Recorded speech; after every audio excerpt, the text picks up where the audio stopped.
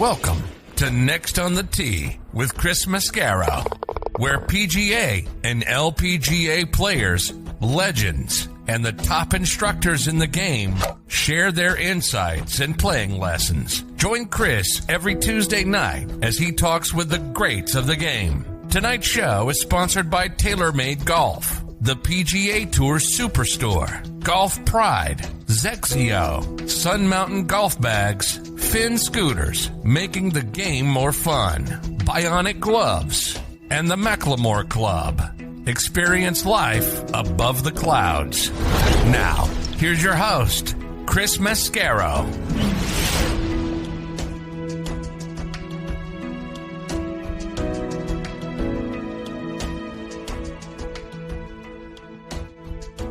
My, how I've missed you. What's it been? 4 months?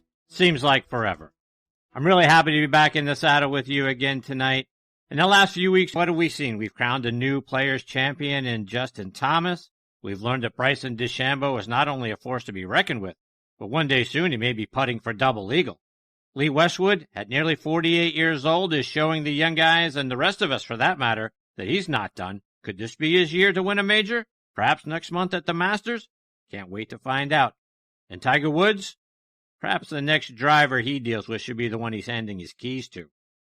Good evening, folks, and welcome back to Next on the Tee. I'm your host, Chris Mascaro. Tonight we kick off season number 7 of the show. This season we're going to have more of golf's all-time greats, the top instructors in the game, and all of those folks here to share their stories and insights with you and to help you have more fun out on the golf course. I'm very proud to announce a new partnership this year with the LPGA Legends Tour. Their commissioner, Jane Geddes, has become a wonderful friend. So we're going to be bringing you some of the greatest ladies to ever play the game as well this season, starting with Jane herself, who will join me here in a couple of weeks. So we have an exciting new season ahead, and I couldn't be more excited to get things kicked off. Tonight we're going to have a lot of fun. Back with me is top instructor Tom Patri. TP has graciously agreed to continue joining me every other week again this season. So we'll get more of TP's tips and insights. Tonight we're going to talk about shaking the rust off of our golf swings after a long winter's nap. We're going to reflect back on the Players' Championship. We'll look ahead to the Masters. Plus we'll hear which state needs to be on the lookout because TP's got a new summer home. Really looking forward to having Tom back on the show. He'll join me in just a few minutes. Following him, I'm going to get a visit from PGA Tour legend Hal Sutton. Hal's become a wonderful friend over the last year. Now, there isn't a guy better suited to talk about the Players' Championship than a guy who won it twice in different stages of his career. Hal first won the Players' Championship back in 1983, then did it again 17 years later in 2000 by a stroke over Tiger Woods. Folks, ever wonder what it would be like to stand on that 17th tee with a one-stroke lead in the golf tournament? And oh, by the way, over Tiger Woods. Well, Hal did just that, and we're going to hear what that was like. He'll join me about 25 minutes from now. Then we're going to round out tonight's show with a return visit from a guy who's been with me almost from the very first episode of this show, and that's former PGA Tour pro Bob Friend. Bob first joined me on episode 3 back in April of 2014, and tonight's going to be his 15th appearance. That's the kind of guy and the kind of friend that Bob is. Bob recently shared a photo of himself playing with Mr. Palmer and Seve at what was then called the Bay Hill Invitational. Now we know it as the Arnold Palmer Invitational, but he played 2 rounds with those guys. We're going to hear what it was like to be in between those 2 legends, in particular, in the King's tournament with the King. We'll talk about that and a whole lot more when Bob joins me about 45 minutes from now. So there you have it, folks. More great stories, tips, and information are coming your way tonight on this opening edition of Season 7 of Next on the Tee. And thank you so much for tuning in and taking the journey with me tonight. You guys know I always like to start off every show by saying hello to my friends Mitch and Matthew Lawrence and reminding you about their great shows. Mitch's podcast is called Talking Golf Getaways. Now, if you love golf and travel, there's no better podcast to marry those 2 things. Mitch and his co-host Darren Bunch are going to take you around the U.S. and Canada to the great courses that you can go stay and play out. Plus, they're going to let you know about some hidden gem courses that you might not know about. You can stream their podcast online at golftripx.com. It's also available on Audio Boom, Stitcher, and Player.fm. You're going to love their show. They do an outstanding job. Matthew's show is called Backspin Golf. He's back from his hiatus, Now it's my regular Sunday morning 8:03 a.m. Eastern Tea Time again. I never miss an episode because Matthew's fantastic. He always has great guests, like our good friend Keith Hirschland, who joined him last Sunday. You can stream his show live by going online to WLXG.com or by downloading the WLXG app. If you happen to miss the show live, you can stream it as a podcast on their site as well, WLXG.com. Folks, tune in every Sunday morning. You're going to love the show. And folks, this segment of Next on the Tee is brought to you by TaylorMade and their TP5 and TP5X golf balls. High draw? Check. Low fade? Check. Bump and run? Shot out of the sand? Flop shot? Guess what? Check, check, and check. No matter what shot you need to pull off, there's one ball that's better for all of them, and that's the all-new TP5 and TP5X from TaylorMade.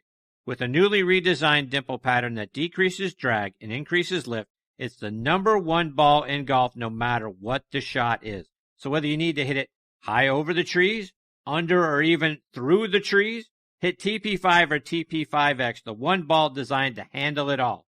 Check it out online at TaylorMadeGolf.com and you'll get more information on it there.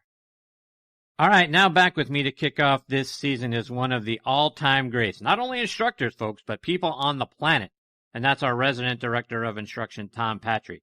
You can visit Tom for a short time longer down at his winter home at Crown Colony Golf and Country Club in Fort Myers. He's also built a great indoor facility at his home in Naples with all the latest toys, technology, and gadgets. If you won't be anywhere near the west coast of Florida but still want to get lessons from a legend like Tom, go ahead and download the V1 video app and send Tom videos of your golf swing, and he can help you improve your swing through the app. You can also send him a question on his website, tompatri.com. Be sure to subscribe to his newsletter while you're on his site. Tom is also a member of the Titleist Leadership Advisory Board. He has a wonderful show of his own on Instagram Live with a tremendous guest list every week, but it's always fun having him here with me on Next on the Tee. TP, how are you, my friend? Chrissy boy! There we go. Back in the saddle. There we go, my friend. How are you, Tom? I got a question for you. How long have we been doing this, you and I together? Now, how long have you been putting up with me? Wow, this is the 45th show, if that tells you. I can't tell you the timeline, but I can certainly tell you how many episodes it's been. You've had me on this show 45 times? 45 times tonight, my friend. You clearly are struggling to find talent. That's that goes without saying. You got to do better than this, man. You got to do better than this. Seriously. I say that to myself quite often, but you know. Absolutely.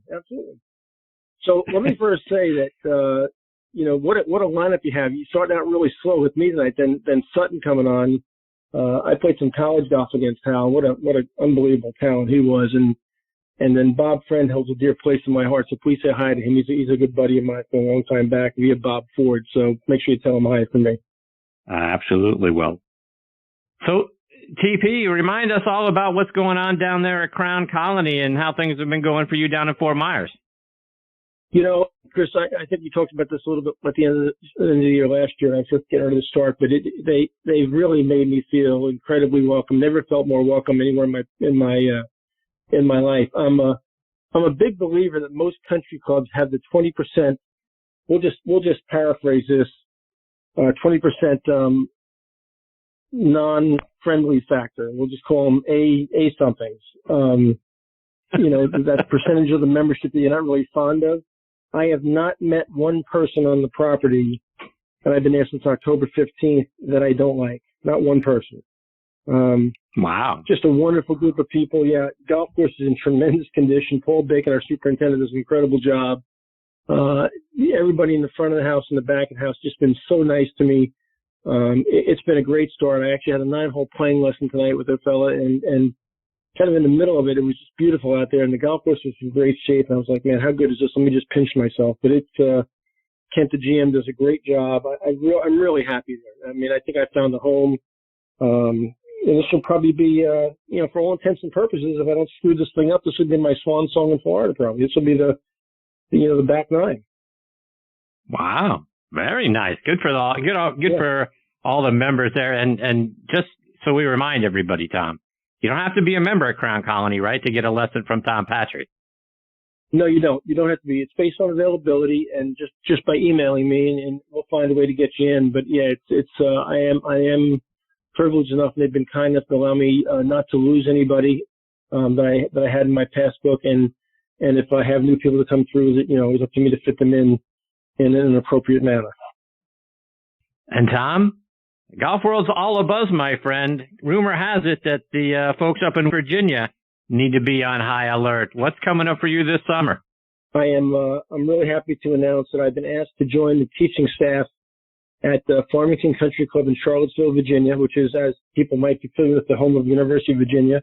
Farmington Country Club, Chris, is an old and storied place, a really, really cool place. 1929 Fred Finley Golf Course, which is fantastic. They have a 10-hole core Crenshaw practice course, a huge 2-acre short game area, 5 practice putting greens, a 5-bay indoor-outdoor teaching building, 40 guest rooms on property, a huge membership that is really golf crazy, and I'll start there May 10th as my new summer home, and I couldn't be more excited and more blessed to be asked to join that staff, so I'm really excited about it.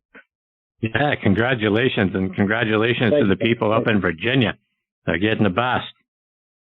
Tom, let's switch gears a little bit, my friend. Let's talk about some of the recent things that have been going on around the game of golf, and I got to get your thoughts. Bryson DeChambeau. When I look at the win at the Arnold Palmer Invitational, and you look at how he did it, and I'm telling you, Tom, if he hits a couple of drives on 6 a little further to the left, and I think he did it just because he wasn't sure he could do it, but Bryson's going to be putting for double eagle at some point on that hole and some point on the PGA Tour.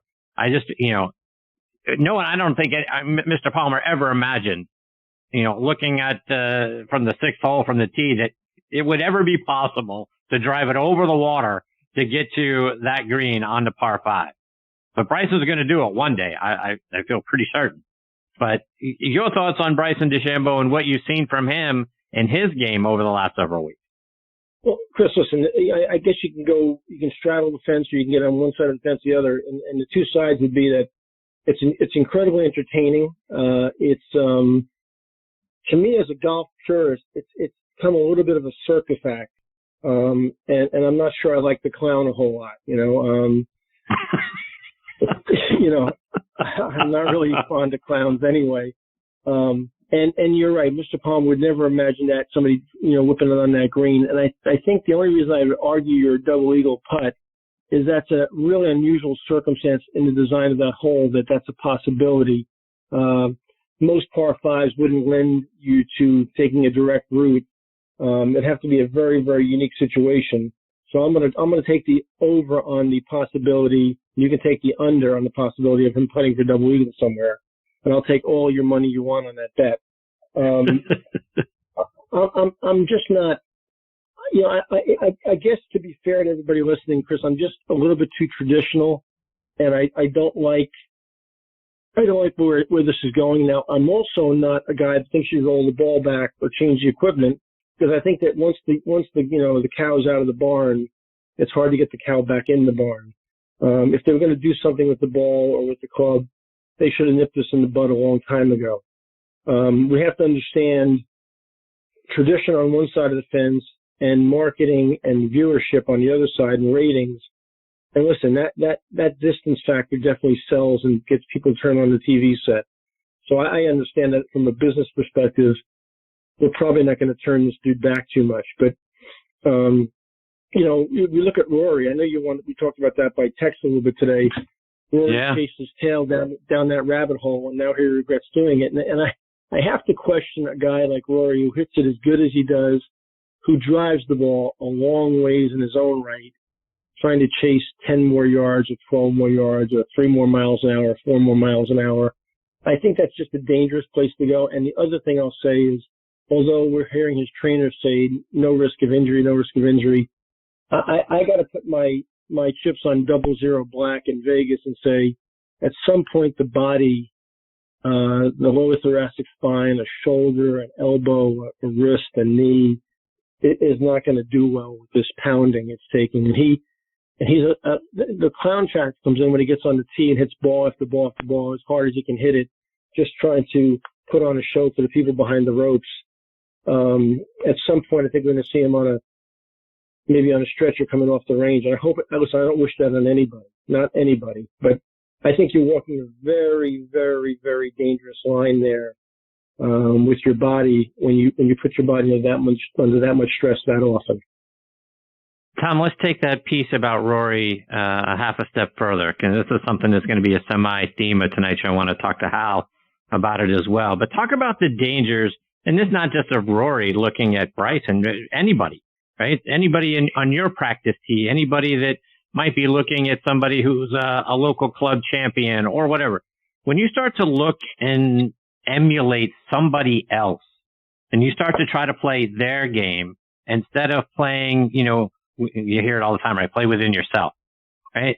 Talk about the dangers of doing that, because when you're watching somebody else practice, they're trying to practice on their game and their faults and their gaps. And now you're trying to emulate that, and you're trying to be somebody you're not. That just seems like a recipe for destroying your own game. Chris, I often think to myself how smart you really are. You're a very smart man, Chris. You really are. You're absolutely 1,000% right on the mark. Tom Kite isn't Freddie Couples. Freddie Couples isn't Vijay Singh. Vijay Singh isn't Justin Thomas, and we can go on and on with that analogy. But I think that your body, your skill set, your individual makeup makes you, in fact, who you are. And you have some people are built with speed, and some people are built with precision. Very few are built with both. Although both can be developed. So I think you got to be very careful when you go down that rabbit hole of trying to be somebody else. People come to me all the time and say, "I want to swing like Fred Couples." I said, "Really? Well, if your flexibility was about 200% better, you could probably do that. But otherwise, you need to swing like Mr. Smith or Mr. Smith." I think that's just a dangerous place. So we watched Ian Baker Finch destroy his career trying to become a little longer, and we can document a lot of guys who went down that rabbit hole and didn't come back out. Wayne Levy did it way before that. It's just a dangerous place to go. Tom, before we get off the Players Championship, I wanted to get your thoughts on what you saw from JT, and really just about the Players Championship itself. I mean, forever it's sort of been called fifth major. It's sort of like the fifth Beatle. Is the Players the fifth best? Is it the fourth best? Is it better to win the Players than maybe say a PGA Championship? What's your thought? A, on Justin Thomas's win, and B, on the Players Championship's place amongst the elite tournament. I got in a lot of trouble a couple of years ago, Chris, with my peers when I called the Players Championship the fourth major ahead of the PGA, and one of the reasons I cited that was that the PGA Championship lets in X number of club pros every year. I think the number now is 20. So you let in 20 club professionals who they're very fine players in their own right as club professionals. They're not tour players, okay? And let's make no mistake about it. They're very fine players in their own right as club professionals. They're not tour players. So by doing that, do you weaken the field considerably? I think the answer is yes. And then you put the best and strongest field of the year opposite that at the Tournament Players Championship on what is becoming an iconic golf course, a traditional venue every year, much like the Masters is the same venue every year, one of the richest tournaments in the world. And you move it ahead of the PGA Championship? Well, I think tradition is a hard thing to change, but in my mind, it is the fourth major, and the PGA Championship is in fact the fifth major. In terms of Justin Thomas's performance, when you get to Sunday and you make birdie on 9, birdie on 10, you go on 11 and birdie on 12, and you run that string of subpar holes in a row right in the jaws of the fourth round on that golf course. That tells me a lot about who you are as a player. As a 62-year-old, I'm a big Lee Westwood fan at 47. But I have a lot of admiration for JT. especially what's gone on in his life in the last 6 months with the polo situation with his grandpa, and some personal situations. To be able to get on that golf course on that kind of pressure on Sunday and hit the shots he hit coming down the stretch, hats off to him, and that was a great win. That was a great win. And I couldn't agree with that more. And I'm a big JT fan, and I was so happy to watch him win, and for all the reasons. I'm a fan of his because of his grandfather. His family is tremendous. His father's a heck of a player, heck of a coach, heck of an instructor. But let me play a little devil's advocate here, TP. The tee shot he hit on 18, that kind of banana hook, right? And he made it work. It worked on 18. It worked, on some of the other holes that he played. I saw him, hit that shot a few times. But let's play out the I don't know, call it the opposite side, the negative side, what have you. That ball runs in the water, and he narrowly missed it. He jokingly, after he hit the shot, when he walked up to the shot, couldn't believe, wow, that was close. That ball goes in the water. It's a different conversation. And is he a hero for hitting the shot? Is he, wow, that took a lot of couillons to hit that shot and pull it off? Or do we sort of wonder, what the heck are you doing hitting that shot if it goes in the water?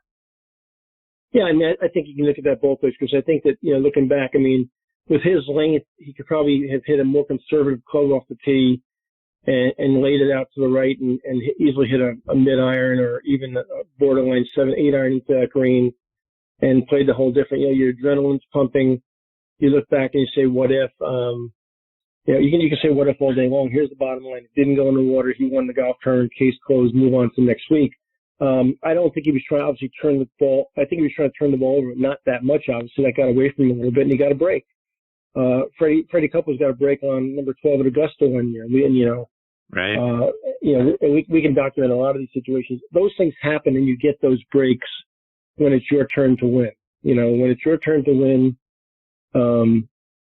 the bounces go your way, and it was clearly his time to win. Next time he makes that swing, maybe that ball takes 2 hops to the left and it goes in, and Lee Westwood wins a tournament at 47 years old. But that's ancient history now. And let's stay with Lee Westwood. Here's a guy that's been in the final group the last 2 weeks, had a couple opportunities to win. Putter sort of let him down late in the rounds, but 47 years old, as you point out, almost 48. We're a few weeks shy of the Masters. Is Lee Westwood warming up to become the oldest Masters champion? What do you think about what you're seeing from him, and could he pull it off on a Sunday? Well, first of all, I'm a big Lee Westwood fan, and so before I get critical, I got to tell you, I was pulling from the Bay Hill really hard. And I was pulling from at TPC really hard. He made some comments in his interviews on Golf Channel leading up to the last round, how he's having so much fun and we're just going to go out and have fun. And he was very lighthearted about it. And we saw him make a couple of swings early in the last round. After he birdied one, he makes a horrific 6 on par 5, number 2. And then on number 4, he looked like about a 16 handicap playing number 4. And Bryson's topping it off the tee. He's hitting it dead right. He makes a great one putt to save 5 there. So obviously, that lightheartedness kind of went away real quickly. The pressure of Sunday and a tournament of that magnitude, I don't care how lighthearted you think you're trying to be, you can forget that nonsense, because there's no way you're strolling around there whistling Dixie. And you certainly know, Chris, what the Masters means to these guys. You've been there enough. You've watched it up close, and so have I. And I have a friend that won that golf tournament. So Sunday at Augusta is not, time to be lighthearted. So can he do it? Well, he's proven in majors how close he's been several times, how good of a player he is. But Sunday at Augusta is not a stroll in the park. He's driving the ball really overall pretty nicely. His iron play looked pretty good, except for a few loose swings. He's putting the ball better than he's putted it in years. And his head seems to be in a pretty good place. Is it possible? It's really possible. Am I putting my money on Lee Westwood at Augusta? Well, probably not. Would it be a great story for golf? It would be an incredible story for golf. Incredible story. But there's a lot of guys playing good right now that I'd probably put ahead of him. Tom, let's switch gears a little bit, and I want to get a playing lesson or thought from you. For a lot of the country, those of us that live north of the border of Florida, it's just now starting to warm up a little bit. We can start to think about breaking our golf clubs out and sort of getting the rust off of our golf swings. What are some things that we should do so that we don't ingrain bad habits, but we really start off fresh and limber and ready and preparing ourselves to play our best golf ever? Well, yeah, it has been chilly up there. I mean, it was chilly here today. It only got to 82 here today, Chris. So we're struggling down here, but we're coming out of the freeze here slowly. We'll be okay. So if you haven't been down here, I want to say 2 words to all the people up north: jet blue. Okay, now as far as coming out of the winter, if you're waiting till right now to start doing your preparation for this golf season coming up north, and you've been sitting around till now, the first thing I'll tell you is you've been sitting around way too long. You should have been swinging, an orange whip or a weighted club of some kind, or even your own golf club indoors, just making swings. You should have been doing that, since last season ended. I'm not a big fan of cramming for the new season, so most of my folks up north have been in touch with me via V1, as you know, via my online academy. They've been hitting golf balls indoors, either in a dome, in an indoor net, and put a net in their garage, somewhere in a high ceiling area in their homes, gone to a heated range, a local health club with a gym. They've been making swings somewhere already. They've also been, putting indoors, either on a perfect practice putting mat or something of that sort, to keep their feel alive. So, it's so hard to put the club in the closet for 5 months straight and then take them out and think you're going to put your game together. It's going to be, if you've done that, if you put the clubs away since last October, say, it's going to be June or July before you feel comfortable with the golf ball at best, especially if you're a weekend warrior. So I pray to God that's not what you guys have done out there that are listening. There should be a daily stretching routine. Your hamstrings, your hip flexors, your quads, your glutes, your pectoral muscles, your rotor, your scapular, all those types of things should be elongated on a daily basis. Your pliability and flexibility is so important to getting the season started right. So if you do have to cram, I suggest you get after it as soon as you turn this podcast off tonight and get going, because you're running late right now already on March 16th for, let's say, an April 15th green light and go. But those are at the very least Chris, things you should be doing.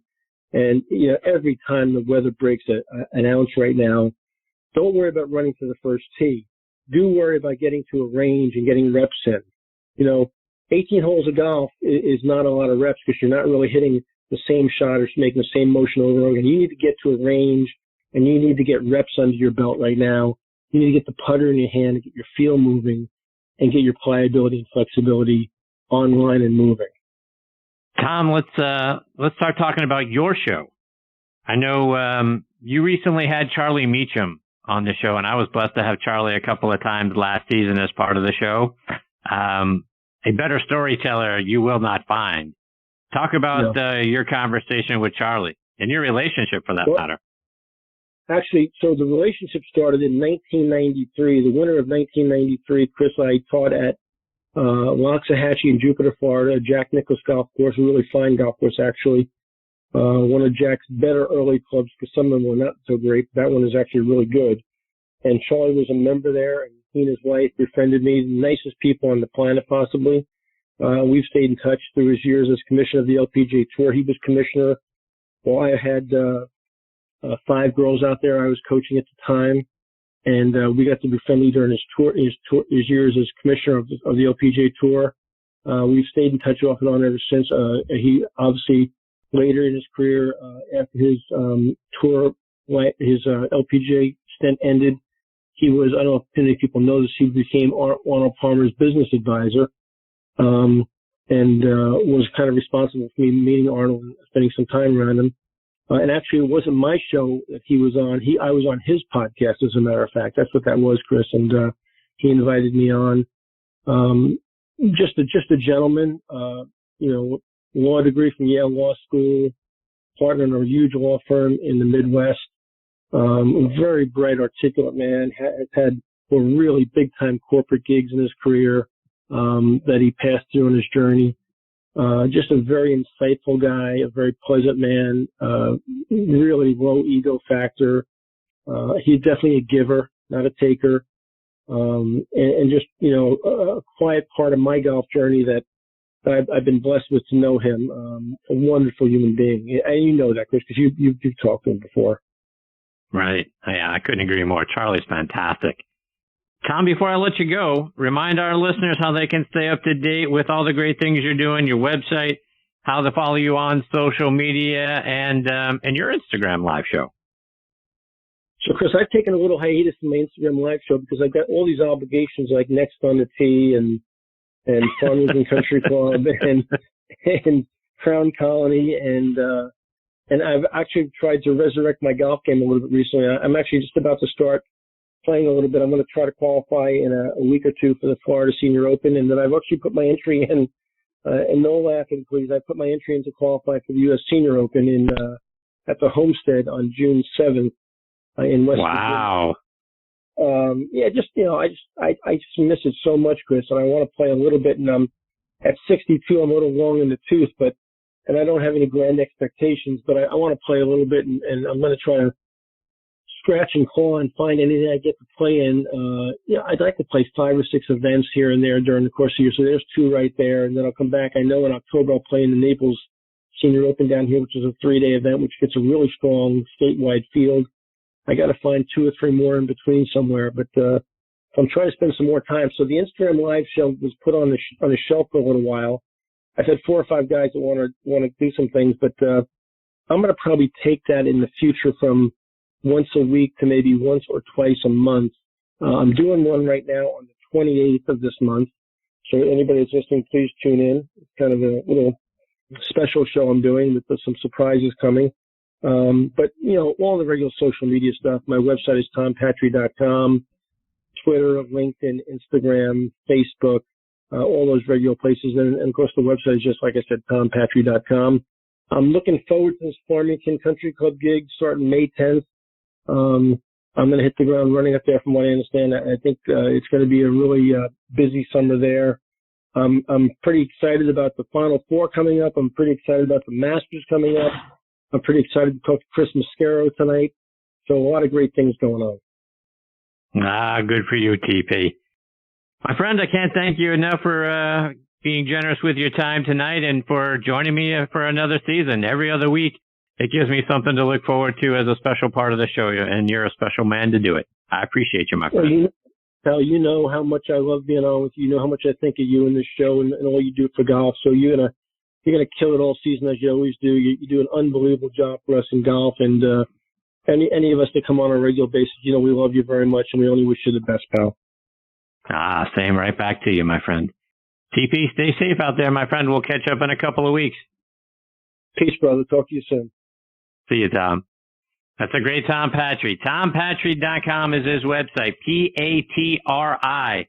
Fantastic. His show is on Instagram Live is always a lot of fun. He's got a lot of great guests.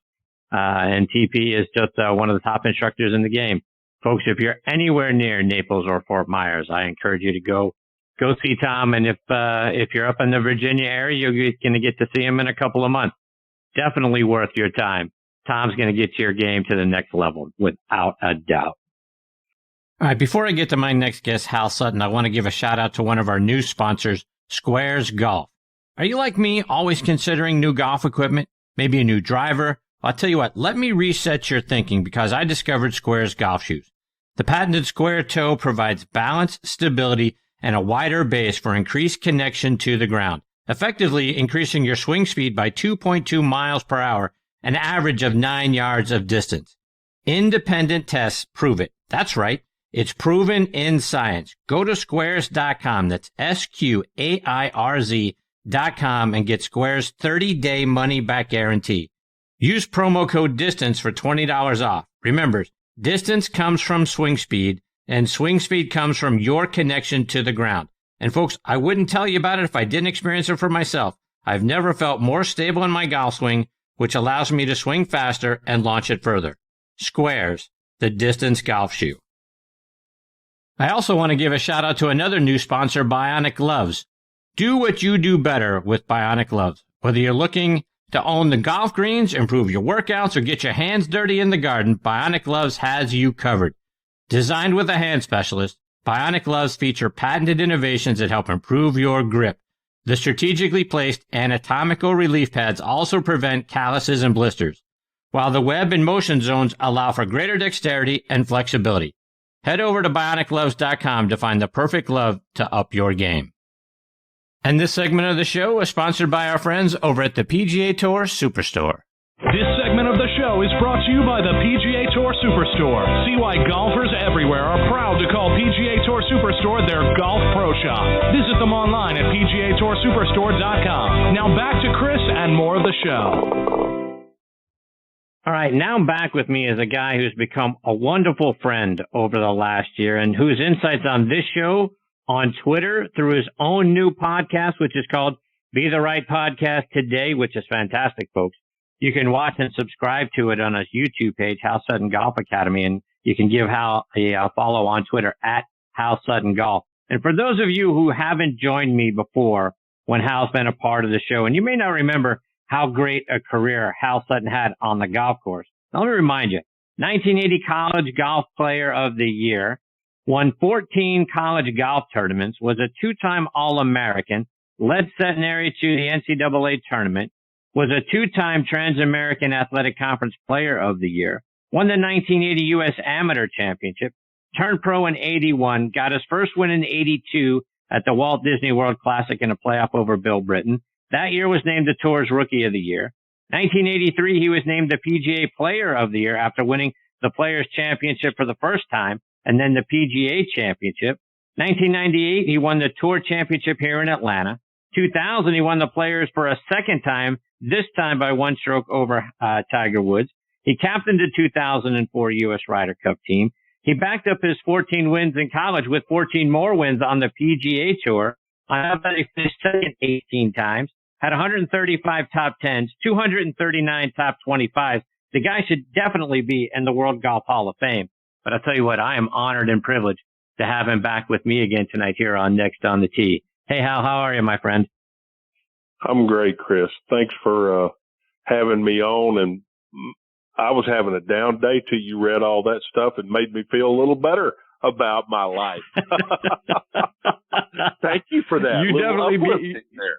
That's right. You should be sticking your chest out a little bit, my friend. You certainly earned the right to do that. Well, my mother tries to keep me humble, and my wife does. But anyway, you just built me back up. Thank you, Chris. Absolutely, Hal. So, my friend, I want to start by congratulating you on your podcast. I'll tell you, Be the Right Podcast Today. You and Chase Cooper, who's an instructor with you there at your academy, you guys do a great job. I've loved watching, you get to watch your podcast because there's video as well, and it's over on your YouTube channel. Talk about your show. Well, it's been fun. We tried to make it a little bit different. We did the first 7 or 8 where it was just Chase and I talking about things that were important to us. And, we had our first guest last week, which was Peter Jacobson, who's been a longtime friend, and he was great. He's funny. He's truthful. He's just a great guy. And, it was fun to get back and spend time with him. This week, our guest is Brad Faxon. So, we're going to try to have some of my peers on there, talking about golf and what's important to them. Hal, I want to switch gears because there's so many great things that you've been involved with over the course of your career. And I recently watched a video about your longtime caddy, Freddie Burns, and the relationship that you and your family had with Freddie. Do you mind sharing the story about how he became your caddy? No, not at all. He, Freddie used to watch me in high school, and he would come up to me after I finished, and he said, Hal, you're going to make it on the tour one day, and when you do, I want to be your caddy. And, that was kind of cool for a guy to say that to a guy in high school. And I would tell my dad about this guy, and he was good. Freddie was a good player, and so my dad called him out of the blue one day, and he said, I really want you to come up here and visit with me about Hal. So he said, well, Mr. Sutton, I don't have a car. And he said, well, okay, you take a taxi, and I'll pay the taxi when you get up here. So my dad, he picked a time, and Freddie went to see my dad, and he said, Hal's been telling me what all you've been talking about. He said, I'd really like for you. He said, I knew you caddied for a while at Shreveport Country Club. He said, I'd like for you to work for Hal for a while. He said, I'll pay you for doing this. And let's just see where this goes. He said, Hal could use some help. And so anyway, long story short, he said, well, Mr. Sutton, that'd be great. But he said, I don't have a car. He said, well, go look out the window out there. He said, I got a car for you. And so anyway, my dad gets in this car, and he works for me through college, basically just watching me hit balls and shagging balls and caddying for me while I was playing, and, talking to me about, risk reward and things like that. And so when I finished college and got ready to turn pro, there Freddie was with me. We were already familiar with each other and knew what to expect out of each other, and we went on the rest of the way. And, it was he's been a friend, forever. And he just lost his wife recently, which was really very sad. But Freddie's still caddying out on the Champions Tour. When I quit, he said, well, Hal, he said, this is my life. This is all I know. And I said, well, Freddie, keep going. I said, I know somebody out there will hire you you've got a lot of wins under your belt, and so Tom Patri hired him, and he's still going, and 69 years old, still carrying a bag. Hal, talk about his belief in you and how important that was for you. Well, Freddie believed in me. There's no doubt about that. He thought I was a great driver of the ball. He thought I was a really good iron player. He pushed me to win. He didn't push me. Every time I got close to winning, he was pushing me to win. He wasn't pushing me to, let's make a check. And, this last weekend was a great example of that.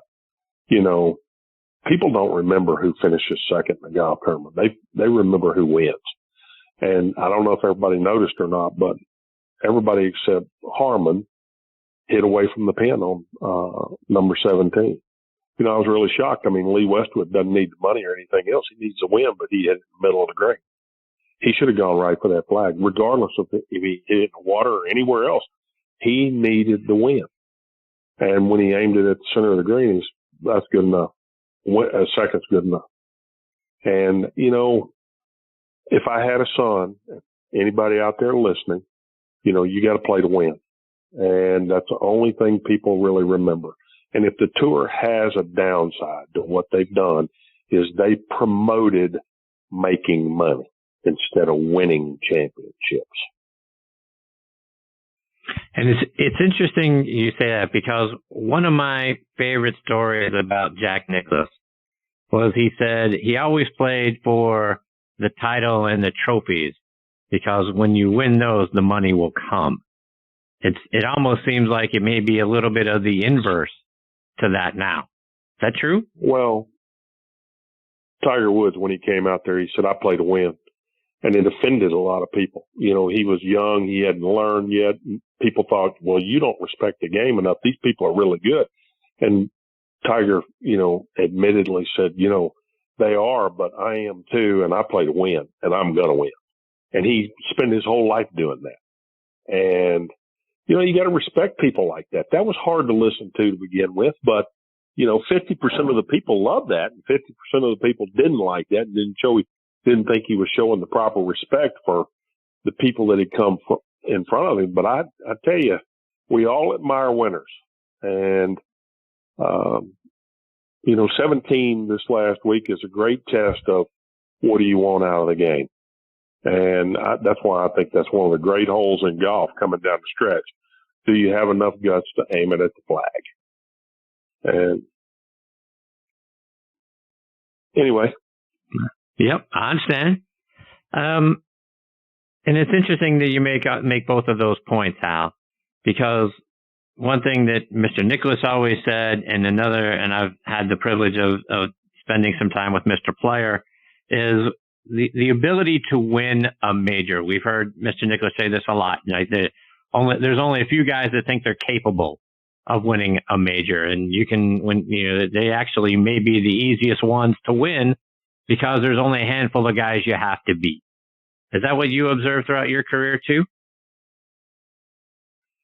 Well, majors are hard to win because of the significance of the event itself and all the importance from the media side and from everybody's side. I mean, to be honest with you, the Masters should be one of the easier tournaments to win because of the field size. And, but yet it's super hard to win. And, I never had a good record at Augusta at all. Played in a lot of them, but never, ever felt comfortable at Augusta. And I think there's been a lot of other people that felt that way. Trevino never felt comfortable at Augusta. One of the greatest players that ever hit a golf ball right there. And, I guess on some hands you'd say they're easy to win, but on others, I found them pretty hard. The U.S. Open is never very easy to win. Hal, I want to get back to Freddie, and you talked about how he said that, you were a great driver. And there's a story about, and I've heard you tell it, and I hope you don't mind sharing it again on this show. But when you are walking off from the 17th green over to the 18th tee in 2000, Freddie said something to you that may also help you poke your chest out a little bit, made you feel a little bit better. Talk about what your conversation with Freddie was during that long walk between the 17th green and the 18th tee. Well, the minute I hold out on 17, Tiger had to make about an 8 or 10 foot birdie, a par putt to tie. And then I had to make about a 3-footer, a par putt. And so Tiger walked off in front of me and Freddie stuck the pin in and we're walking off together. And it's kind of interesting because the crowd is a long ways from you because of the island green. So, the things that he and I were talking about weren't heard by anybody else, and nor were they impaired by the noise of other people. So he started telling me as soon as we walked off the green, Hal, you're the greatest driver of the ball. You know you are. You've got to drive it on this next hole. Because I'd hit 3-wood the first 3 days. And, which was a better play. It was a safer play. And, but he knew that I needed to have the last shot in to, he knew Tiger was going to probably hit his Stinger 2-iron and I could not hit his Stinger 2-iron with my 3-wood. So he was encouraging me to hit driver and he was building me up at the same time to believe in myself to do it. And, that's just who Freddie was and what Freddie stood for. And I had my mind on the driver anyway, but it's great when your caddy is supporting that. There was no difference of opinion there. And so you can, when you pull the driver out, both of us, both the decision makers in that game, believed in that. And that's, 100% into it. Hal, I want to get your thoughts, not necessarily on this past weekend's Players Tournament, but more mindset. Because we've heard about Rory and him potentially trying to make some changes to his swing a little bit faster, get a little more ball speed, because he wanted to catch up with Bryson DeChambeau. And then we saw Rory, you go back a couple of weeks, we saw Rory put 2 balls in the water on 6 at Bay Hill, trying to hit it over the lake like Bryson did. Then he comes to the Players and he misses the cut after shooting 79-75. And Rory was already one of the longest drivers on tour. I mean, he's led the tour in driving. He may be a little bit behind Bryson now, but I believe I've heard you talking about the dangers of watching someone else practice and then trying to do what they do. Talk about why that's a bad thing. Well, I felt for a while that Rory wasn't being Rory. I felt he was trying to be what the world wanted him to be. And, for a while now, everybody's been talking about he's not playing like he is capable of playing. And that's been talked about a lot of people, so I don't really pay a lot of attention to that, but I just got the sense that Rory was beginning to buy into it. And, I made the statement about a month ago to Chase, and I really feel like Rory is trying to be somebody he's not. And when he came out this last week, and Michael Breed had me on his show, and he asked me, he said, what would you tell Rory if he walked in to your academy right now? If he said, what would you do? I said, I'd tell him, Rory, you need to put your phone away. You need to put social media away. You need to quit buying in and caring what the rest of the world thought. You need to accept the brand that you are, who you are, be the best of who you can be, and string one good shot on top of another good shot on top of another good shot. And before too long, your confidence level will be so high. And of course, Michael Breed said to me, he said, wow, when you played, there wasn't social media and all this sort of stuff. And do you realize how hard that is? And I said, well, I didn't say it was easy, but this is one of the best players in the world. And so then he asked me about Bryson DeChambeau right behind that. And I said, it's interesting, Michael, that you do that you asked me about Bryson DeChambeau, because he's doing exactly what I just told you Rory needed to be doing. He's told the golf fathers, I don't care what you think. I'm going to do this my way entirely, regardless of what you think. And guess who the world's watching right now? Bryson's the number one show in the game. So, if Rory's listening, and if he cares at all what anybody else thinks, I think he should become who he is, become his own brand, who he is. Don't follow anybody's lead. You set the mark on what people follow. And I couldn't agree with that more. Now let's take that a half a step further, Hal, because I don't think it's just Rory McIlroy, right? That's anybody. I would assume if you had a junior golfer coming in and you're out on the practice tee or coming into your academy, and that person becomes enamored with the person next to them and trying to emulate what they're doing, then you're just sort of losing sight of yourself. You're becoming someone else, and you're becoming someone that you're not. Isn't that a danger just for all of us? Everybody out there. Today, my tweet was, do you know your brand? Are you figuring out what your brand needs improving on and how you need to change it? Or what are the changes that are needed? Everybody needs to know who they are, who their fingerprint is, who their thumbprint is, and become that, remain that, improve upon that, but not try to change it entirely. Hal, one more before I let you go. And on your show, I heard you and Chase talking about positioning on the practice range, even for guys at your level on the PGA Tour.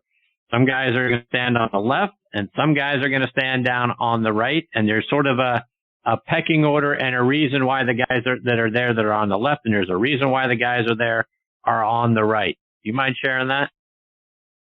Well, it's not always the case, but I will tell you this. The majority of the people on the PGA Tour and in golf are right-handed players. And that means that the further left you walk, everybody's back is to you. And when you don't believe in yourself, those people walk to the left.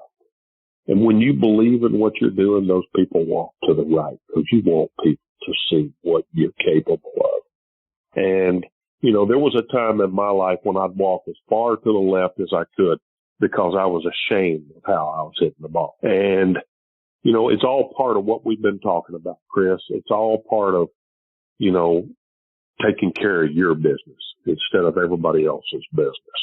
And, I wouldn't call it a pecking order, so to speak.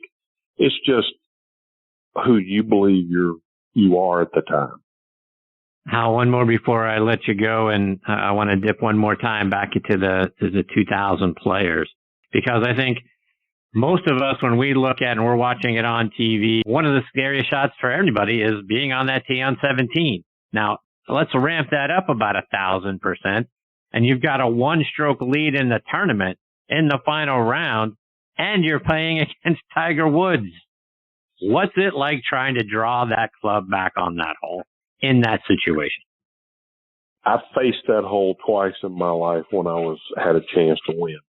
1983 was a completely different set of circumstances. It was about 5 or 6 of us tied for the lead. And I hit the ball at the flag, hit it 6 inches, and separated myself from the people because why? I wanted to win. I didn't want to finish second. So then, fast forward to 2000, I was in a different set of circumstances. I had a 1-shot lead, and Tiger was the trailer trying to catch me. And when he teed off, he hit it right at the flag. He was trying to win. And he actually didn't hit it very good, and it barely cleared the water. It was actually just barely over the piling and into the deep rough.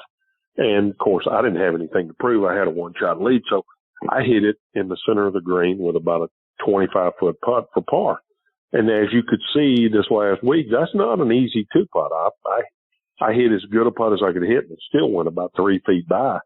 And, which those are knee knockers when you're trying to sustain the lead. But anyway, when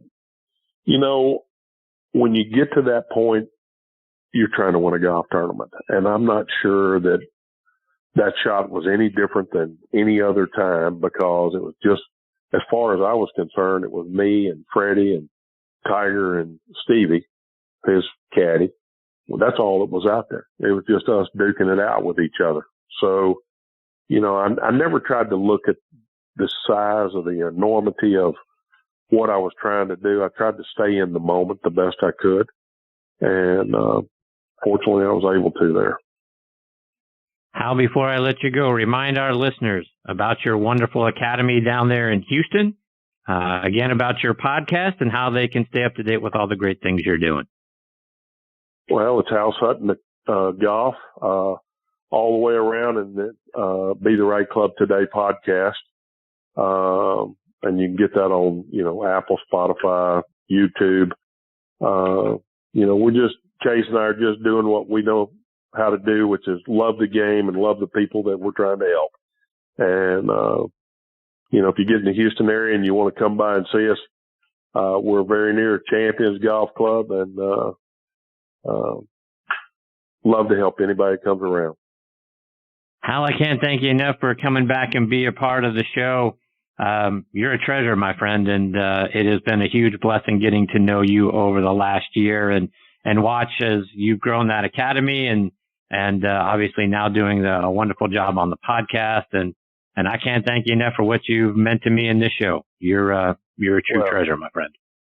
Well, thanks, Chris. And, for all those that don't know, Chris is so good to everybody that comes on his show, and he's so kind and so grateful and humble. And I'm always a yes at the other end of the phone when you call and ask, Chris. Well, I appreciate that very much, Hal. Thank you again for tonight and everything you do, and I look forward to catching up with you again, hopefully real soon. Okay. Take care, Chris. Stay safe. See you, Hal. That's a great Hal Sutton. Play to win.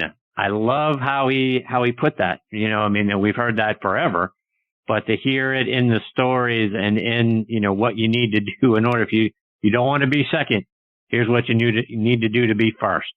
And Hal certainly did that a bunch throughout his career. And a more first-class individual, folks, you will not find than Hal Sutton. All right, before I get to my next guest, Bob Friend, I want to give a shout-out to our friends over at Golf Pride. Folks, did you know that Golf Pride lets you rep your favorite team while also using the #1 grip in golf? Your team, your grip, MCC Hybrid Grips, the #1 grip series worldwide, features an exclusive brushed cotton cord in the upper hand for all-weather performance, with a premium rubber in the lower hand for added feel. The new MCC Team Series is available in a variety of new color combinations that is going to let you rep your favorite team when you're out there on the golf course. And the grips are available in standard and mid-size. Go online to check it out for yourself and see how you can rep your team while you're out there playing the game. Go on to golfpride.com. All right, now, folks, back, and I'm honored to say this, and making his 15th appearance with me is one of my all-time favorite guests, and that's Bob Friend Jr. Folks, you hear people say he or she is an all-timer. But you know what? Bob Friend is an all-timer on this show. He first joined me all the way back in April of 2014 on episode number 3 of the show. Now, why is that important? Well, he agreed to come on a show he never heard of with a guy he never heard of. Now, that's a pretty great thing to do for a guy who's launching his first podcast. Now, 14 shows later, he's still coming back on, which I couldn't be more grateful for. When you want to know about Bob Friend, and like I say, you just heard me talk about the individual. Let me talk about the guy that played on the golf course. First of all, he's from my hometown of Pittsburgh, Pennsylvania. He played his college golf at LSU, where he teamed with David Toms and the rest of his teammates. They won the '86 SEC championship. Bob had 11 career top 10 finishes while he was in college. He won the Pennsylvania State Championship in back-to-back years in '84 and '85. He turned pro in '87, played on the Korn Ferry, PGA, and Champions Tours. He had 5 top 10 finishes his rookie year on the Korn Ferry Tour, including a second-place finish at the El Paso Open. Got his first win in 1991 at the Fort Wayne Open. He had 5 top 10 finishes in '94, 3 more in '97. In all, he's finished in the top 10 27 times. And for baseball fans out there, you're going to remember his father, Bob Friend Sr., pitched in the major leagues from 1951 to 1966, mostly with the Pittsburgh Pirates, and was a key member of their 1960 World Championship team that beat the New York Yankees. Bob was also named the Leukemia Lymphoma Society Man of the Year last year for the amount of money he was able to raise for that charity.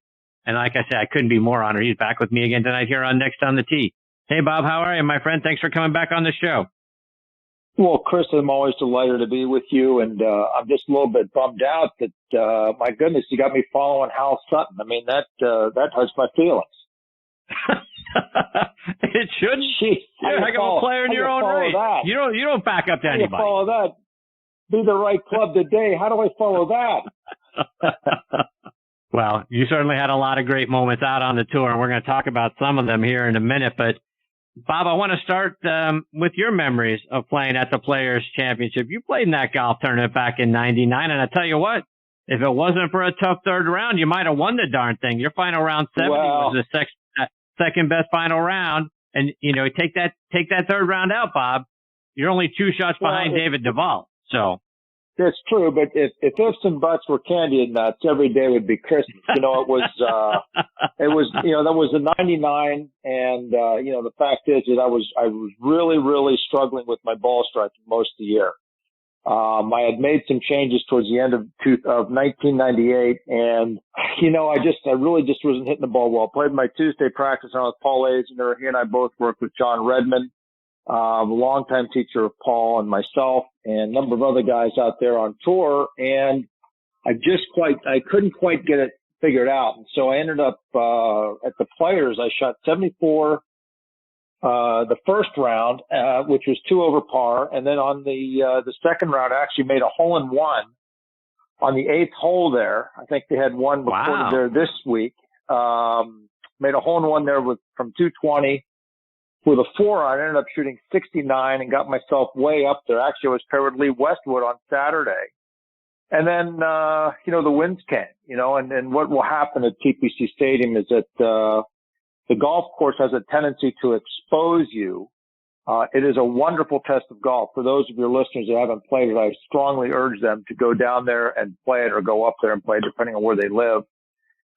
It is a tremendous test of golf, but the wind blew about 25 miles an hour on Saturday. And the truth be told, I shot 87. There are about 12, 15 guys that did not break 80. And somebody had to be the high man of the day. And I don't know if I want to say I was proud to take that mantle, but I was the high man of the day.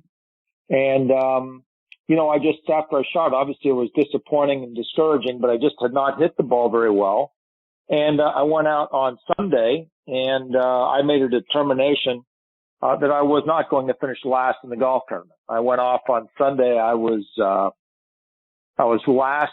I was in last place going into Sunday, and I went off in a onesome. The PGA Tour allows you to either play by yourself with a walking score, or you can play with a marker. And most guys, such as myself, you're just going to play by yourself and have a walking score go around with you. And ended up shooting 70, which was 2 under par, and it was the second low round of the day. Only Fred Couples beat me that day.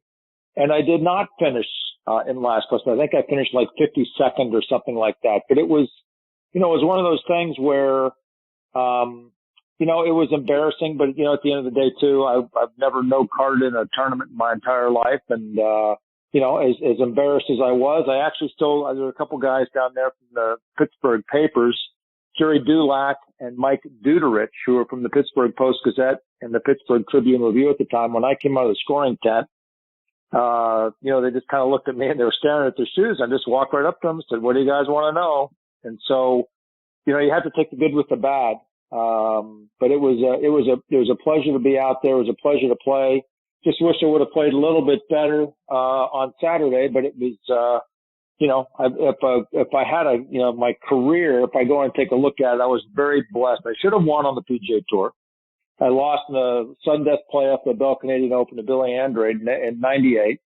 But if you go back and take a look at it, I'm 57 years old now, just to think about some of the friendships that I've made through the years and all the tremendous players, that I played with, in my career. I mean, literally you sit there and you look at some of the names that I've played with, including Hal Sutton. I actually played with Hal in a practice round in the 1984 U.S. Open on Monday at Winged Foot. When I was 20 years old, I qualified for the U.S. Open. I actually played my Monday practice round with Hal.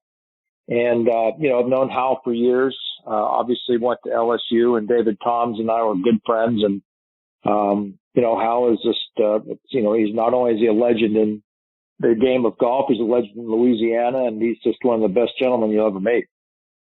I want to get your thoughts as a guy that played in a golf tournament. Could you have ever imagined a time when a guy would stand on the sixth tee and blast it across the lake, talking about the Arnold Palmer Invitational, talking about Bay Hill, talk about Bryson DeChambeau and his tee shot on 6. He pulls that ball a little bit further left, maybe it's a little bit higher. He may be putting for double eagle. No, what are your thoughts about what you saw? Well, I mean, obviously, number one, the guy is, he is transforming. He's transformed himself. And what I see, and I listened to the interview with Hal, and Hal is exactly right. What's going to happen to some very, very good, accomplished players is that a lot of guys are going to start chasing the maximum distance, to try to get to where Bryson DeChambeau is. And the fact is, they can't all do it. I'll give you a great example. Ian Baker Finch, because both of our names, begin with the letter F, our lockers are very close to each other. And so Ian and myself actually became very, very close friends, through the years, just because we were always with each other and, there's a similar locker. And so finally, one year, actually in 98, I was out putting at Westchester, and Ian was headed up to the broadcast booth, and he stopped by and he watched me get some putting. I had missed the cuts that week, and he came in and, he just said, "Hey, let me, look what you're doing with the putting." We started talking. I just said, "Look, I got to ask you something. So what happened to you?" Now, if your listeners are familiar, Ian Baker Finch won the 1991 Open Championship, and he was one of the rising stars in the world of golf.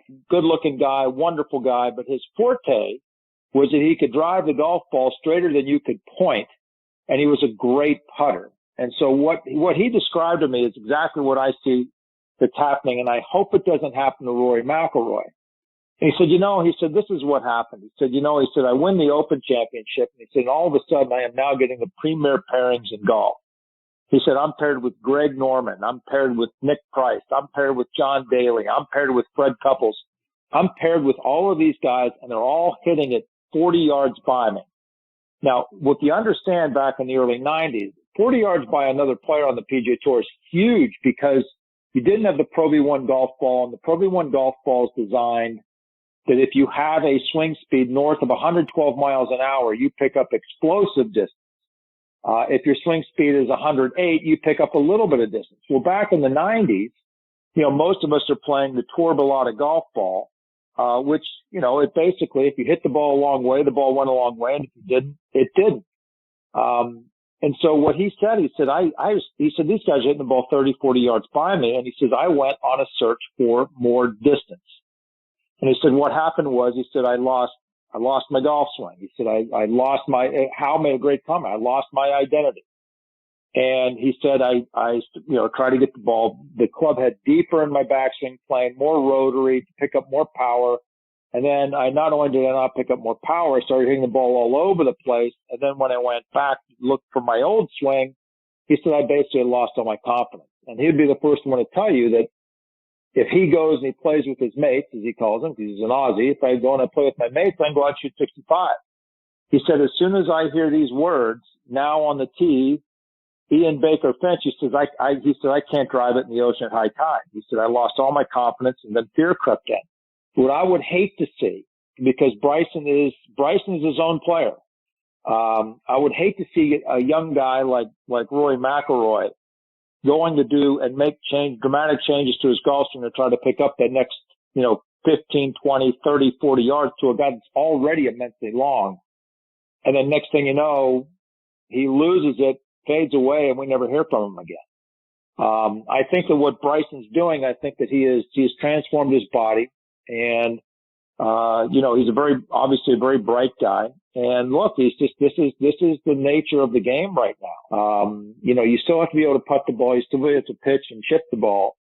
But the fact is that you get out there, and if you can drive it 375 yards, why would you not try to do that on every single hole? And that's kind of where we are. The good news is it's exciting. The fans love it. It's great for television, but I don't necessarily know if it's in the long run, if it's great for the game. I think that the ball needs to, USGA needs to, take a serious look at increasing the spin rate of the golf ball to try to reel in and reel back the distance a little bit. I think that, I don't know if there's a bifurcation of the rules or whatnot, but I think if you take a look at the spin rate on the golf ball, I think that you can continue to have the same ball that the amateurs play that the professionals play. And it's not going to make that much of a difference to the amateurs, but the guys with the higher swing speeds, the harder you hit a golf ball with a higher spin rate, the higher the ball goes, the more the ball will curve. And so for the amateurs, I don't think that solution would really affect them too much. But I think that, when you see these guys driving the ball 345, 375 yards long, it kind of makes some of these golf courses obsolete. Tom, did you ever get caught up in the thought of trying to, chase distance?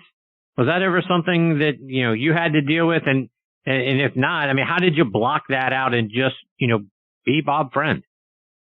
Well, I did. I actually did. When I played the 5 years on the PGA Tour in 92 and 93, then 98, 99, and 2000. And I lost my card in 2000.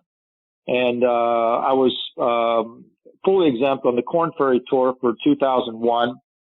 And Brett Quigley, who he won in Morocco last year on PGA Tour Champions in 2020, is my close friend. We did a lot. We played a lot of practice rounds together. We were running mates, and Brett was conditionally exempt on the PGA Tour in 2001, and we played together in a tournament in Arkansas. And a big golf course called Diamante. And so I was there, and I'd started working with Jim Suddy at the time. And I was really working on being able to shape the ball from left to right, being better at moving the ball from left to right. It really wasn't so much distance as it was trying to work on my shape, because I was not a good fader of the golf ball. So I always hit everything a little bit from right to left. And so I felt that in order to get better, I needed to be able to work the ball both ways. And so Brett and I played a practice round together in Arkansas. Now, the thing is my swing speed at my peak or my prime was about 108 miles an hour. Obviously, there's a lot of people that would kill for that. But PGA's Tour standards, it is, that's average or maybe a little bit below average. And so I go out there and I'm playing with Brett, and this is when the Pro V1 ball had just come out. And Brett always hit the ball about 10 yards past me. And we get out there and he's hitting the ball 30, 40 yards past me. And I'm standing on him. I'm killing it and I'm hitting it solidly, and he is still hitting the ball 30, 40 yards by me. And so basically what it was, it's basically, as I said, if you have a swing speed that is north of 112 miles an hour, you're going to get explosive distance. Well, mine was 108. Brett's was around 115. And so hence he picked up the explosive distance. So I actually, for that year, I worked on trying to hit the ball longer. Then finally I just like, you know what, this is not me. My forte is I'm a great wedge player. I'm a great putter, and I drive the ball straighter than you can point. And I kind of lost that a little bit. And then I ended up getting it back later, in 2003, but that really, by that time I had kind of lost the so-called fire. I didn't feel like I wanted to go out there and hit balls on the rock pile for 6 to 8 hours a day. I had 3 kids and wasn't playing well. And so at that time I decided at the age of 40 that I was, going to do other things, which is what I did. But I can tell you, I'm very concerned about what I read with Rory and what I saw with his interviews regarding what he did this past week at the Players, just because I would hate to see such a talent as that, who hit the ball so long, that, he goes and he's looking for this explosive, super long distance. And, we lose something that is really special, because I think he's a really special player. And, I would hate to see that happen, but it's very easy to get caught up in the distance, because that's all anybody's talking about. But I think what Hal said is very, very, it's very, very on the mark. You have to be who you are. And I think that, a lot of these players going after this explosive distance, trying to be Bryson DeChambeau, I just don't think it's going to work out well for them. Bob, I want to switch gears a little bit to another memory for you. And you recently posted a picture of you playing with Mr. Palmer and Seve at what was the Bay Hill Invitational at the time. We know it's the Arnold Palmer Invitational now. And when I look back at that tournament, you played better than both of them. I bet no one in the gallery noticed, because everyone was focused on getting a glimpse of those two legends. But what was it like for you playing in between those two guys? Well, I mean, I had known Arnold, since I was a young kid. My dad, obviously related to my father's baseball career. So he and Arnold, obviously professional athletes at the pinnacle of their sport, basically about the same time. So I had known Arnold since I was a kid, and I had played my 1994 practice round at Oakmont with him on Monday. So I went out on Tuesday of the Bay Hill Invitational, with actually playing with Paul Azinger again, because John Redden was following us around and, working with both of us, working on little pitches and working on trajectories.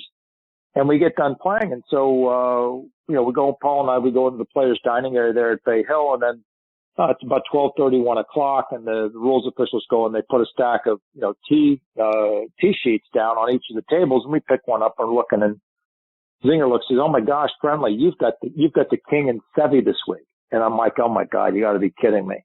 Now I can tell you, I wasn't even an afterthought when you compare those two guys. But I know that Mr. Palmer liked me. We're both, Pittsburgh guys, Latrobe guys, Western Pennsylvania guys. And I knew that was him, saying, "Hey, I want to play with Bobby Friend, and wouldn't it be fun if we had Seve in there too?" So I know that he had a hand in it. It was awesome. I mean, again, that's one of the things that you talk about, a career that, like I said, I would have liked to have won on the PGA Tour. That's one of the things to believe me, honestly, it still bothers me. It still bothers me. Really? That I felt that I should. Oh yeah, absolutely. Absolutely. Still bothers me. I think that you sit there and you give your life to it and you work as hard as I did. And then, your careers come to an end, and it's not like I'm, sitting here crying in my soup, about a career. It was a nice career. I had a blast, a lot of great memories, a lot of great friends, but if I had a regret, I know that I had enough game to win out there, and I should have. Canadian Open was my best opportunity, but I ended up, with 3 or 4 top 10 finishes. I had led, the New England Classic my rookie year after one round, shot 64 there, and I had led the Byron Nelson after the first round, shot 63 the first round there. And had played well at the Buick Southern Challenge, was tied for the lead back in my rookie year, 1992 at Callaway Gardens. So I had opportunities. I should have won. But, you get out there and, you're paired with Arnold Palmer and Seve Ballesteros, and it's absolutely, amazing. I mean, Arnold is just everything that you hear about him is exactly what he is. He's a man's man. looks you in the eye, gives you a firm handshake, and treated everybody with respect out there. His game was such where at the time he was 69 years old, but he hit everything at every single flag. And no matter what club, no matter where the hole location was cut. And I remember, when I was on tour, I never drank when I was on the road. I'm from Pittsburgh, so do drink beer, and I'd be on the road for 3 or 4 weeks and come back and relax, go to some Pirate games with some friends. We'd have some beers at the ball game, but nothing crazy. But when I was on tour, when I was on the road, I never drank. And so we played late on Thursday. I play late in the evening, and we get done, and we finish, and Arnold in the scoring tent slaps me on the back, looks me in the eye, and he says, "What do you say we go in and get a couple of Rolling Rocks?" Well, normally my routine would be to head to the range and hit maybe a bucket of balls or so, and just kind of warm down, and then go to the hotel and quick dinner, shower, and get ready for the early tea time the next day. Well, Arnold Palmer asks you to have a beer, you have a beer. So I went in there, we had a beer, shared a Rolling Rock, and had a nice evening, and said goodbye. The next morning, on Friday, we went out, we played the back nine first, so we finished on number 9, and we got done on number 9, and, Arnold again slapped me on the back, and here it is, and now it's like around 1 o'clock in the afternoon, and he says, let's go get a Rolling Rock. And of course, I'm not gonna turn down Arnold Palmer. I said, sure. So we went in there, and we were having our Rolling Rock, and the two things I'll never forget, we were sitting there, and I was always brought up by my dad to take your hat off when you come indoors. Arnold Palmer was a huge, huge proponent of gentlemen have to have their hats off when they come inside. And so we're sitting there, we were at the bar there in the men's locker room, we're players only, and Curtis, who was the locker room attendant, served us a couple of Rolling Rocks. And as we're sitting there talking and having our beer, a couple guys walk in with their hats, and Arnold looks at me and he just said, "Boy, I tell you what." He said, "These guys," he said, "I don't care who your sponsor is, and I don't care, but you got to take your hat off when you come indoors." And I said, "Yeah, Mr. Palmer, I agree." I said, I got to ask you something. I said, I know you didn't play as well as you wanted to. I said, but I noticed, I said, you hit everything at every single flag stick, no matter where the hole was cut, no matter what club you had. I said, it had in your hand. I said, is that how you played in your prime? He says, yeah. He said, absolutely. He says, I could not get my eye off of that hole. He said, to me, he said, I just could not get myself to aim away from it. He said, look, he said, I won 7 major championships playing that way. And he said, I won over 60 tournaments on the PGA Tour. And then he winked at me. He said, had I played like our good friend from Ohio, a little more conservatively, especially in those majors, I probably would have won 3 or 4 more of them. He said, but that just wasn't my style. And, I'll take that with me forever. I mean, just to sit there and talk to, the greatest name in the history of the game of golf and the greatest style in the game of golf, and just, it was a special 2 days. And then with Seve was, his game, he was struggling with his game, was really loose with the driver, but he hit some amazing short game shots. I'll never forget the shot on the 10th green, early in the morning, the second round, he had buried it. It was a fried egg in the greenside bunker left. The pin was cut 4 paces on and 4 paces from the left. And Arnold and I were standing right there next to each other watching Seve hit this shot. Now, Seve only used one sandwich. He had a 56-degree sandwich. He didn't have a 60. He didn't have a 64. He had a pitching wedge, and he had a 56-degree sandwich in his bag. And he gets in there, and he hits this shot, and the sand explodes. The ball pops out of a buried lie, and the ball took 1 hop and stopped. And Arnold just kind of jerked and looked at me. He said, have you ever seen anything like that? I said, I haven't. How about you? He said, I've never seen that. So I was paired with the greatest name in the history of the game of golf. And, one of the greatest names in the history of the game of golf. Certainly in Europe, they would say that he is. And, it was just an amazing experience, Chris. And speaking of Seve, and correct me if I'm wrong here, but I believe he used a reverse K setup on the tee, which is something I've tried to adopt in my setup in my drives. Did you see that? Was that the way he would set up on his driver? And do you think that's something we should always do? Absolutely. I think that you're talking in golf instruction. I think that I know for a fact that the way you swing the golf club is built around grip, posture, ball position, and alignment. Those 4 things alone are going to dictate how you swing the golf club.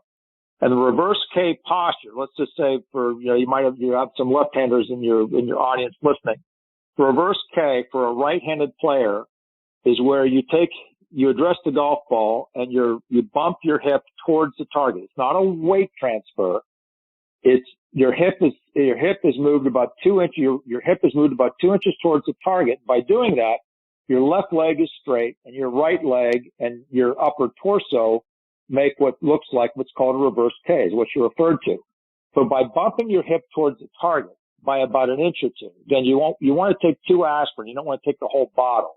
By bumping your hip slightly towards the target, what that does is that tilts your spine slightly towards your right leg. And so then what you're able to do from that position, instead of a weight transfer, instead of swaying off the golf ball to get behind the golf ball, all you literally are doing with that spine tilted slightly back towards your right leg is you just coil and your upper body's automatically turned over your right leg. What a lot of amateurs have a problem with is that when they have neutral hips, your spine is straight up and straight down, and it is impossible for you to turn behind the golf ball. So most players who have neutral hips at address will do one of two things. They will either do what is a lot of people just in layman's terms called a reverse pivot, where they turn on the ball, and then when they change direction, their weight automatically goes backwards, and they finish on the right leg. Or when they address the golf ball with neutral hips, the first move that they do is that they sway back to the right side to try to load into the right side and turn behind the golf ball, both of which are terrible. So the reverse K, other than wedges, I'm a huge proponent of the reverse K in every single full shot that you have, because it allows you simply to rotate around your spine and you're automatically into your right side. Bob, one more before I let you go. As a weekend hacker, but one of the things I think we do to ourselves, probably because of ego, is when we're going to go out and play, we look at it and we say, well, you know what? I can play from the blue tees. And then we hack it around and we shoot what we shoot, which is way more than what we should.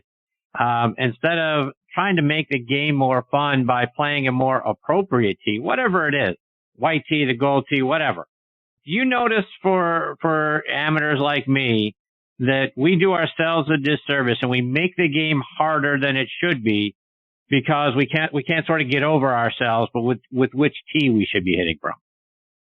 Absolutely. You should play the forward tees. I mean, look, I'm 57 and I'm very blessed and a longtime member at Oakmont. I have not played championship tees at Oakmont in probably 10 years.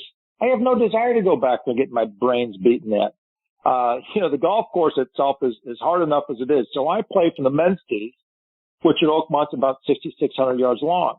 There's nothing wrong. This is why you have multiple sets of tees. One of the things that I did when I was on tour with Bob Rotella, and I worked with Bob from 92 and up until this day, I can still give him a call anytime and talk to him.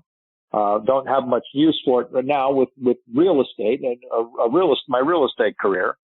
But one of the things that Bob Rotella and I always spoke about was because of the difficulty of Oakmont, it's very rare that you go out there and, tee it up and shoot 62 or 63 or 64. And so what Rotella would ask me to do is during my weeks off when I was not playing is I would take 3 days off and I would relax. I wouldn't do anything. I would go to a Pirate game. I'd relax. I'd just hang out in the yard, hang out with my kids, whatever. And then the last 4 days of a week off, I would get back into it and I would start practicing. But one of the things that Rotella always asked me to do, he said the golf course is too damn hard. He said, you're never going to get used to making a lot of birdies when you play there. He said, so I want you to play when you are home at least one round from the ladies' tees. I'm like, you got to be kidding me. He said, no. He said, I want you to get up there and I want you to play from the ladies' tees. And I want you to just get used to making birdies and driving the ball long and knocking it on par fives and two and having wedges in your hand all day long. He said, I want you to play at least one round every time you're home from the ladies' tees. The point is that the game is meant to be fun. It's meant to be fun. And I think that you definitely do yourself a disservice by going back and beating your brains in by the back tees. In the first place, the average amateur drives the ball about 220 yards. How many times have you heard somebody say, oh yeah, I know a guy hits it 300. I'm like, no, you really don't. You know somebody that might hit it 260, but no, you don't know anybody hits it 300 yards.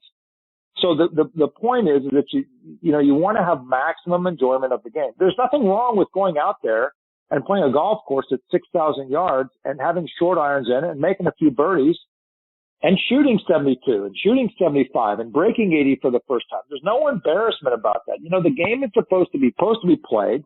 Don't beat your brains in. Go play the appropriate tees. Again, the guys on tour, believe me, you don't see a whole lot of guys on the Champions Tour when they're home and like these guys might be at Whisper Rock, they might be at Bay Hill or whatnot. You don't see the John Cooks going back there all the way back. They play their appropriate tees, and these were some of the best players in the world. Guarantee if you'd have asked Hal Sutton the same thing, Hal's not going back and playing 7,500 yards. Hal's probably playing about 6,800 yards, which is, again, that's the appropriate tee for his age, my age, and for the amateurs listening, the appropriate tee for you is likely, 62, 6,300 yards long. There's nothing wrong with that. Bob, before I let you go, give me an update on, how's your wonderful wife, Claire, and your kids?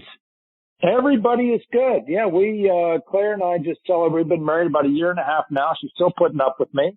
Very patient woman. And, my oldest son, Charlie, is out in Montana and he's working for a company called Granite Equity Partners. My daughter, Libby, is in Denver and she's teaching second grade. And my youngest is finishing his final year at Jefferson State Community College down in Alabama. He's playing on a golf scholarship down there. It's a junior college.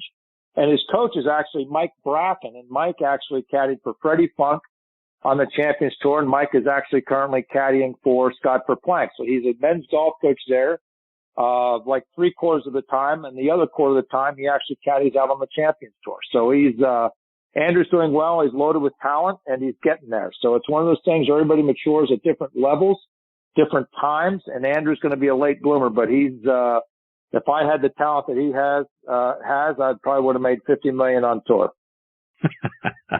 That's fantastic. Good for all of them. Bob, remind our listeners how they can stay up to date with all the great things you're doing now and follow you, whether it's online or it's on social media. Well, I actually got off of Twitter. I got annoyed with the quote unquote the impingement of free speech. I might go back. But right now, I got a little aggravated with everybody being censored and everything else. So I thought, you know what? That's not really for me. But I don't do much. Well, I tell you what I do. If you go on to Facebook, I do a lot of things for real estate. I'm the manager for the Howard Hanna office in Squirrel Hill. Howard Hanna is the third largest real estate company in the United States. And we're in 11 states, and we're the third largest. So wherever we go, we control the market. It's a wonderful company. It's what's called a fully stacked real estate company where we have our own real estate agents just buy and sell properties. We have our own mortgage company. We have our own insurance company, and we have our own title and settlement company. So Howard Hanna Real Estate and Squirrel Hill office. And if you venture onto Facebook every now and then, you'll see me doing recruiting videos, talking about real estate and talking about listings and sales. Well, Bob, I can't thank you enough for coming back for a 15th time tonight. You're an all-timer with me, my friend. I can't thank you enough for being generous with your time and sharing more of your stories with us. You're fantastic. Well, Chris, it's always a pleasure talking with you. Thank you very much. All the men and women in the armed services all around the country, thank you for your service. And, Chris, we need to get an Oakmont trip. We need to get out to the big course here, maybe this fall after the U.S. Amateur. I'd love that, my friend. You don't have to ask me twice, so let's put that together. Can't wait. Well, let's stay in touch and get that. We've got the U.S. Amateur at Oakmont this year, then the Open coming back in 2025. So let's see if we can do something like in early October at Oakmont, okay? All right. Sounds good to me, my friend. Stay safe up there, Bob. All the best to you and your family. We'll catch up soon. Cheers, Chris. Thank you. See you, Bob. That's the great Bob Friend. Hey, look, play out at Oakmont with Bob Friend. Are you kidding me? You don't have to ask me twice about that one. Holy cow. What a great day that would be. Hopefully we can make that happen. All right, my friends, it is time for me to put a bow on this episode of Next on the Tee. My sincere thanks go out again to Tom Patri, Hal Sutton, and Bob Friend for joining me tonight.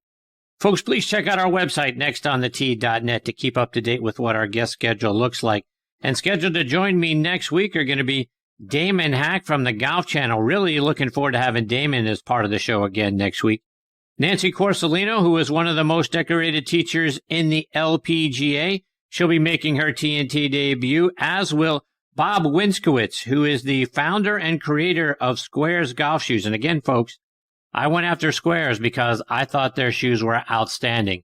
And a new partnership with Bob this year, so really looking forward to having him on the show to talk about the technology and how you can get a few more distance from having a better shoe. Folks, you can stream this show as a podcast on a number of great podcasting sites. We are all over the net. You can find us on podcast.co, Apple Podcasts, Google Podcasts, Podbean, Spotify, iHeartRadio, Audio Boom, Player.fm, and Radio.com. If you've got a favorite podcasting site that you like to stream shows online or as an app on your phone so you can take us with you everywhere you go, you're probably going to find us on it. And folks, if you enjoy the show, please do me a favor and go online to podcastmagazine.com and vote for their show in their Hot 50 list.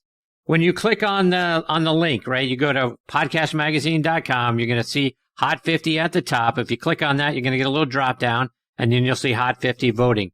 Just put in the name of the show next on the T and my name, Chris Mascaro. I'd really appreciate your support. Folks, thank you again for choosing to listen to this show tonight. We really appreciate the fact that you continue to make Next on the Tee a part of your golfing content. Until next week, hit 'em straight, my friends.